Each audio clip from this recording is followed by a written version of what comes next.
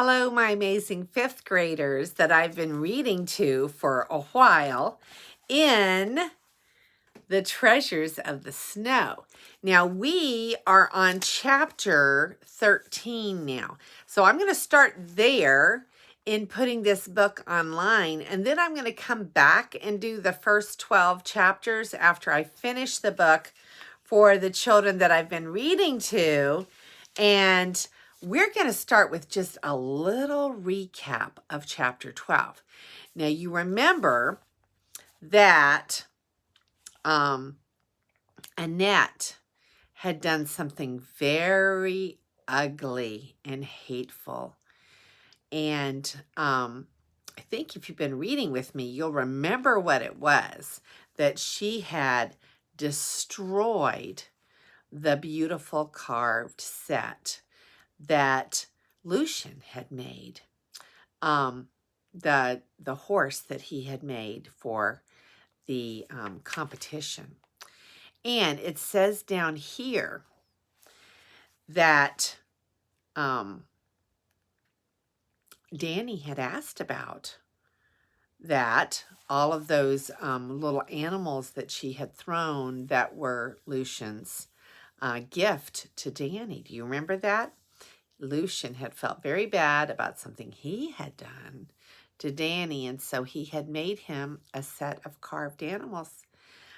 And Annette destroyed them, threw them into the woodpile. And then she lied about it. So Danny basically said he dragged her to the woodpile and dived behind it, reappearing with the procession of carved animals arranged on a flat log.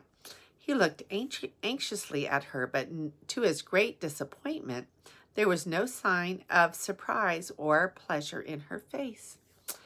"I expect some other child dropped them, Danny," she said crossly, "and anyhow, it's nothing to make such a fuss about.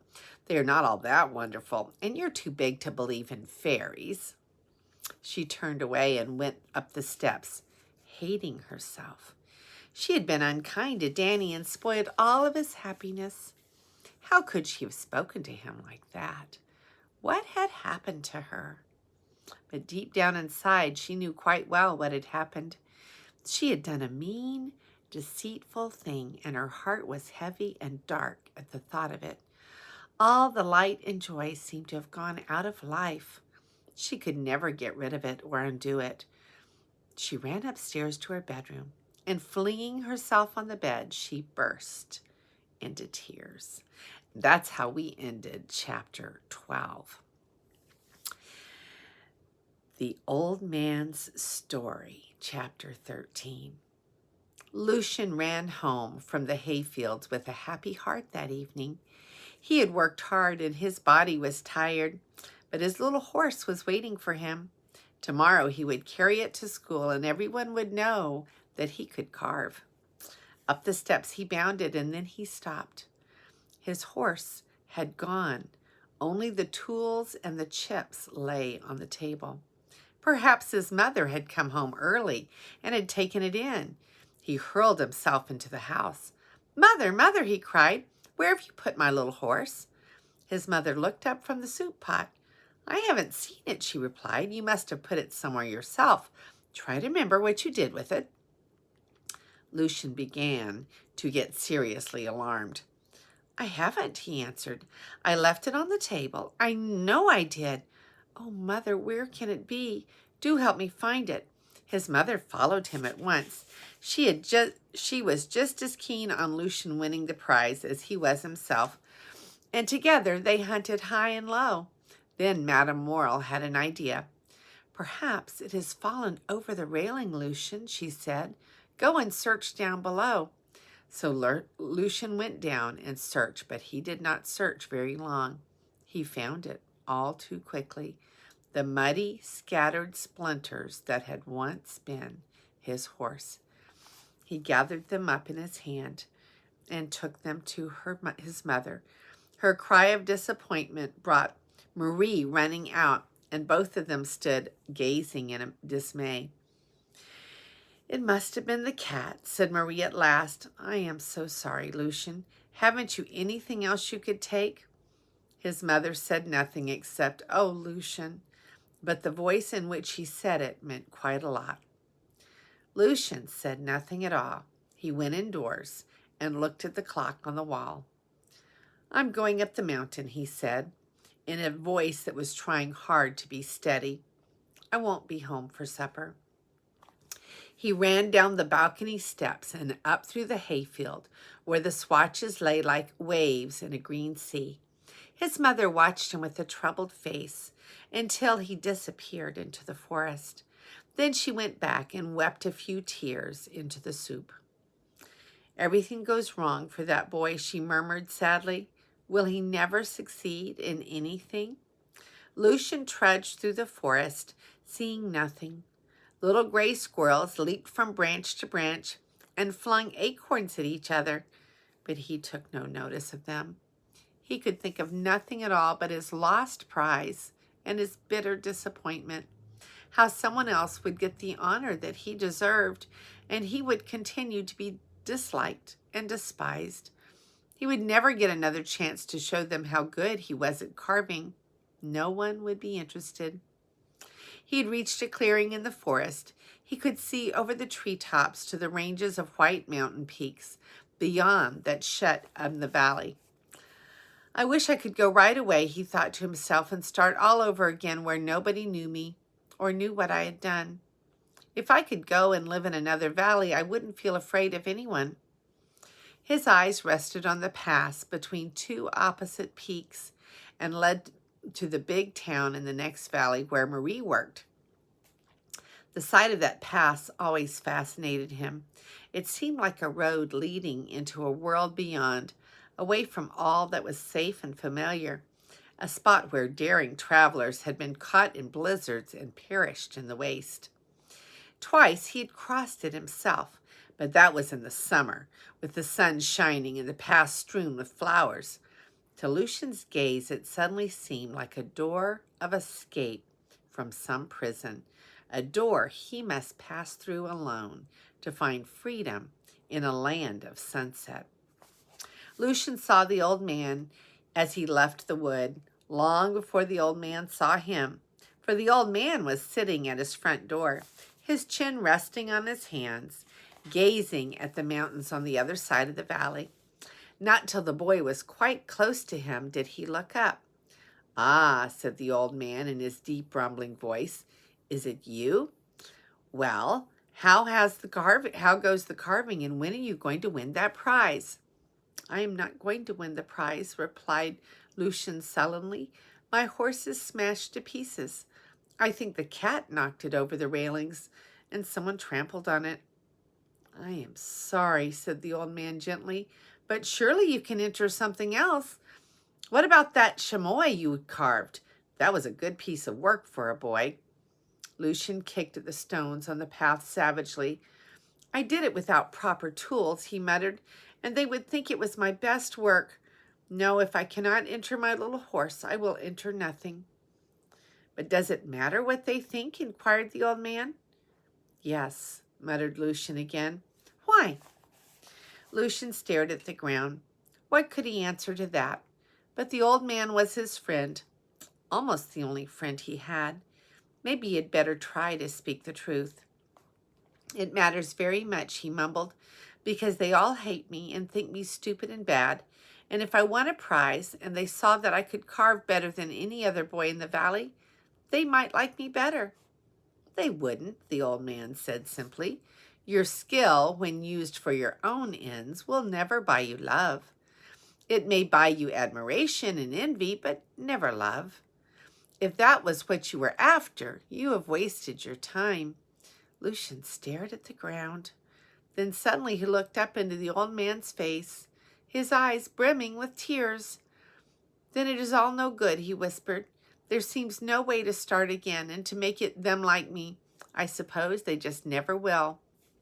"If you want them to like you," replied the old man steadily, "you must make yourself fit to be liked. You must use your skill in loving and in serving them. It will not happen all at once. It may even take years, but you must keep on." Lucian stared at the old man. There was an unspoken question on his lips.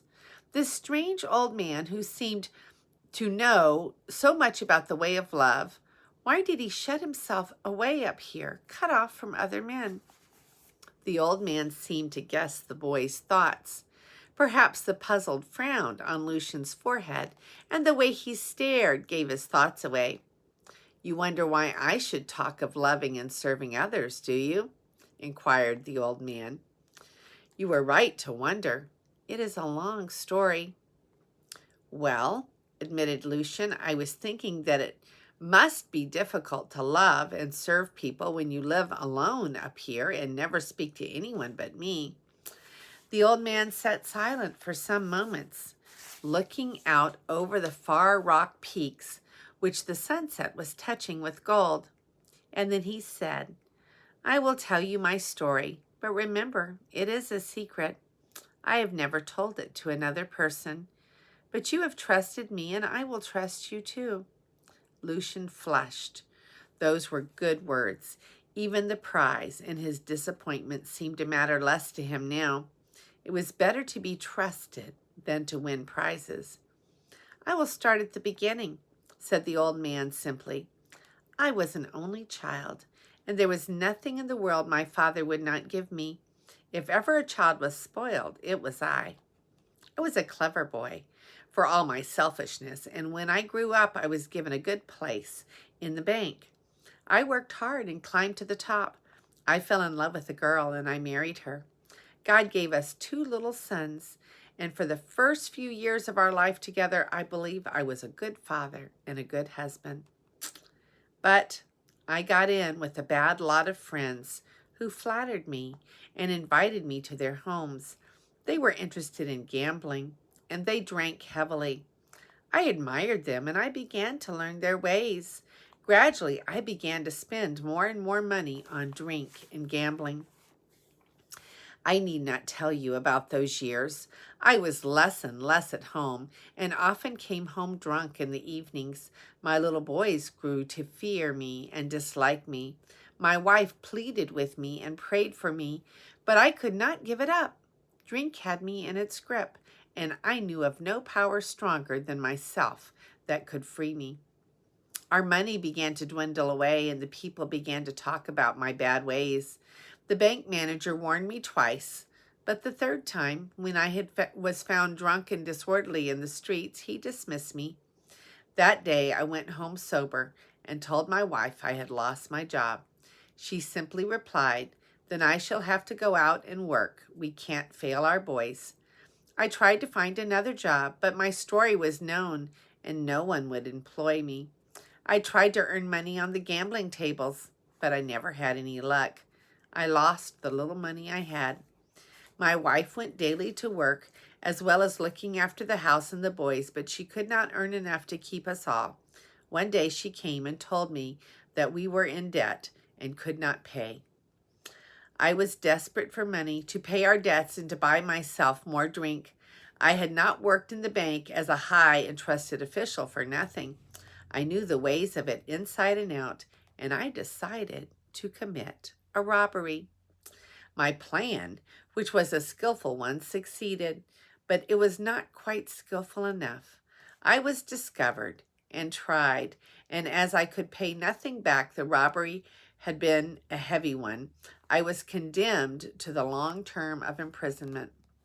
My wife had been ill for many weeks. She was overworked and ate next to nothing so that there should be enough for the boys. 3 times she came to the prison to visit me, pale and worn to a shadow. Then my elder boy wrote that she became too ill to come. A few weeks later, a policeman escorted me to her bedside to say goodbye to her. She was dying. They say she died of consumption. I say she died of a broken heart and that I killed her. I sat beside her for 24 hours with her hand in mine. She spoke to me about the love and mercy of God and about the forgiveness of sins. I stayed with her until she died, and then the policeman took me back to prison. I remember little about the months that followed. I seemed numb and lost in despair. I had only one comfort. All my life I had loved wood carving, and in my spare hours they let me have my tools and whittle away at bits of wood. I grew more and more skillful, and a kindly prison warden used to take my work out and sell it in the town. I earned a little money in that way and saved it eagerly. One day I supposed I should have to start again.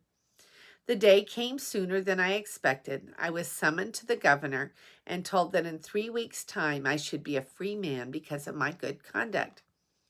I wandered back to the prisoner's room, hardly knowing whether to be pleased or sorry. I supposed I should be glad to leave prison, but where should I go, and how to start my life again? One thing I had determined.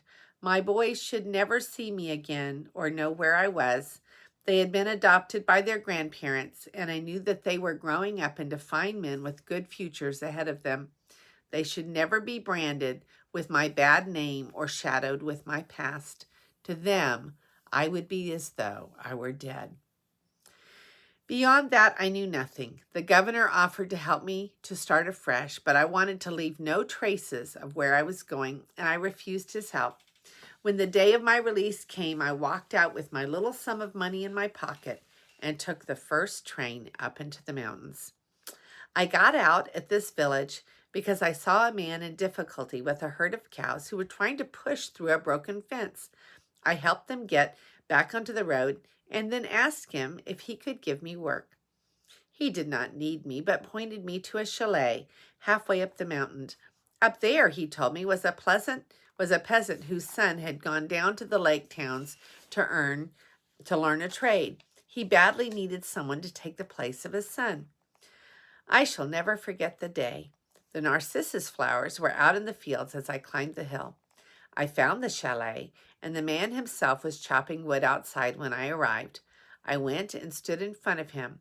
I was tired and hungry and sick at heart. "I hear you need a herdsman," I began. "Will you take me?" He looked me up and down. His face was good, and his eyes were kind. "You are not from our village," he said. "Where have you come from, and who are you?" "I come from Geneva." "What is your work?" "I have none." "But what have you been doing up till now?" I cast about in my mind for some good lie, but the man looked at me so straight, and his face was so honest that I could not lie. I wanted him to know me for what I was, and not to know me at all. "I have just come out of prison," I replied simply. "Why were you in prison?" "For stealing money." "How do I know that you will not steal my money?" "Because I want to start again, and I am asking you to trust me. If you do not trust me, I will go away." Again, he looked me up and down. Then he held out his hand to me, and I sat down on the bench beside him, and I wept. Prison makes a man weak. I worked for that man for 5 years, early and late. I made friends with no one and took no rest. My only joy was to work for the man I loved and who had received me when everyone else had cast me out. I often wondered why he did it, until one night I heard him talking to his son, who was home from town for the weekend. "Father," said the boy, "why did you take in that prisoner without any character? Surely it was a very unwise thing to do." "My son," answered the man, "Christ receives sinners, and we are his disciples. In the summer, he and I took the cows up the mountain and lived in this chalet where I live now. The peace of the mountains seemed to enter into me and heal me. For me, the sinner, as for him, the saint, the flowers grew on the slopes, and the sunsets were beautiful, and the early mornings were cloudless. There was no difference. I, too, began to believe in the love and mercy of God. But after 4 years, my master began to grow weak and ill. He visited the doctor, but nothing could be done for him. I cared for him for a year, and his son often came to see him. But at the end of the time, he died, and I was left alone. The night before he left this earth, he spoke to me, as my wife had done, about the love and the mercy of God and about the forgiveness of sins. So I lost my only friend, although his son was very good to me. His son was a rich man then. He sold the cows and gave me this chalet for my own. So I bought a goat and a few hens, collected my few possessions, and came here, and have lived here ever since. I have only one friend, the shopkeeper in the town who sells my wood carvings. He sometimes gives me news of my sons. They have grown up into good men and have done well. One is a doctor and one is a businessman. They do not know that I am alive, and it is better that way. I have nothing that I could give them, and my name would only disgrace them. But through the lives and the words of my master and my wife, I too have come to believe in the love and the mercy of God and the forgiveness of sins. I cannot pay back the people I robbed, for I don't know them. But I am working hard. I have now saved nearly as much money as I stole, and when I have saved the whole sum, I will seek for some person who truly needs it, and to him I will pay my debt. You tell me there is no way to start again, but you are wrong. I have sinned far, far more deeply than you have done, and I have suffered in a way that a boy like you can know nothing about. But I believe that God has forgiven me, and I am spending my days working to give back what I owe and striving to become what God meant me to be. It is all I can do. It is all anyone can do. Our past we must leave to God. The goat had come up and rested its brown head on the old man's knee. Now it butted at the old man's waistcoat to remind him it was milking time. Lucian rose to go. He walked home slowly. I'm spending my days working to restore what I owe, striving to become the man that God meant me to be. Lucian thought about that a lot. So much so that the matter of the prize seemed quite small, and he found that he had stopped minding so very much. He couldn't restore Danny's leg, but one day he might get the chance to do something great for him, and he could at least try to be a nicer boy. There was his mother, for instance. She was miserable because his carving was broken. Well, he would be brave and show her he didn't mind, and then she would be happy again. As he left the wood, he could see the orange lights in his home windows, warm and welcoming, shining out into the summer night. The crickets were chirping in the fields, and the newly cut hay smelled sweet and strong. A baby sickle moon hung over the black pines. It was like the old man had said. The night was kind to good children and bad children alike. He ran lightly up the chalet steps and kissed his mother, who was standing on the balcony watching for him. I'm hungry, Mother, he said gaily. Have you saved my supper? Over the top of his bowl of soup, she smiled at him. He smiled at her, and the shadow passed from her eyes as she smiled back. So, Lucian learned to think of somebody besides himself for a little bit, didn't he? And I don't think this one had any pictures. No pictures in that chapter, but there's a lot of pictures in my mind of him running up to that chalet up in the mountain and meeting that old man again and getting some wise words. And this is Grandma Carla, and I love you.